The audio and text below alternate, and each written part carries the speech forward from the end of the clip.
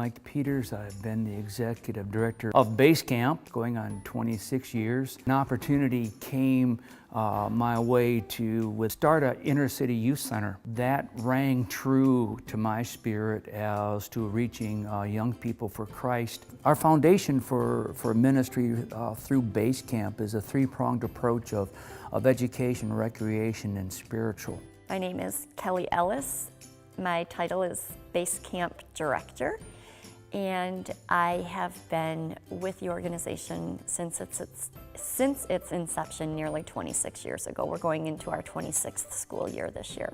The name Basecamp actually carries huge significant meaning for us as a ministry and as an organization. When you talk about mountain climbing, when somebody embarks on a climb like that, they always have their base camp, which is their place for resources, for supplies, anything that they may need to sustain them in that climb and to be successful in the climb. For us, as our kids are climbing that kind of proverbial mountain of their life, we want them to know that for them, we are their base camp.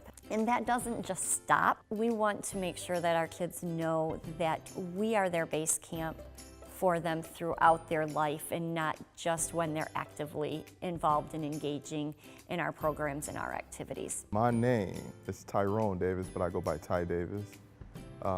And when I got involved, when the doors opened, it started off at a place to hang out, you know. But then we look forward to seeing them. When I see kids come through our doors, when I saw the kids in the inner city back in the early days, I saw me. When I see them, I see me. Going to an elementary school as a Native American, I ran to school every day. I was beat every day by white kids who would pin me up against a tree, beat on me, tear my clothes, put lipstick on my face and call me cochise and crazy horse. They'd spit in my face. And then I had to go to school like that. And entering into this classroom, the teacher would take roll call, and then she'd look at me and she'd call me up to the front. And as she brought me up to the front, she'd tell the kids, this is the way you shouldn't come to school. I was too afraid and too ashamed to say that my mom and dad didn't send me out of the house like this. These kids did this to me. Growing up with those self-esteem things of, you're not worth it, you're never going to amount to anything, and being beat on and spit on, when I see these inner city kids walk through our doors, sometimes I see those self-esteem things. My name is Michaela Visser. I started volunteering probably my freshman to sophomore year of high school. The motto is, I believe that God has a plan for my life. I am not an accident, a mistake, or unwanted. I'm valuable, gifted, and talented. God's love for me never ends. I'm a child of God. I'm a kid of destiny. That's something that I grew up reciting myself. So even when I felt like there were times where I didn't feel like I had value or didn't know what God's plans were for my life, I could firmly say that I still believe this because it was ingrained in me when I was 6, 7 years old.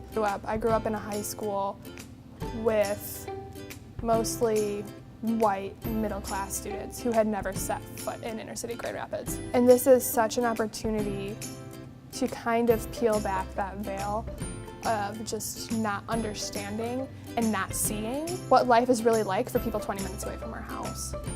And to truly recognize that there are people here who need the love of God, and that even if it's uncomfortable, that we should still give it, and that ultimately the person who is giving love receives even more in return. I would be foolish to think that I was the one administering the most love in this place, because it's the kids and it's the families who lavish me with it even more than I give to them. I enjoyed it so much. I believe that is what made me, or it helped mold me to be the man that I am today.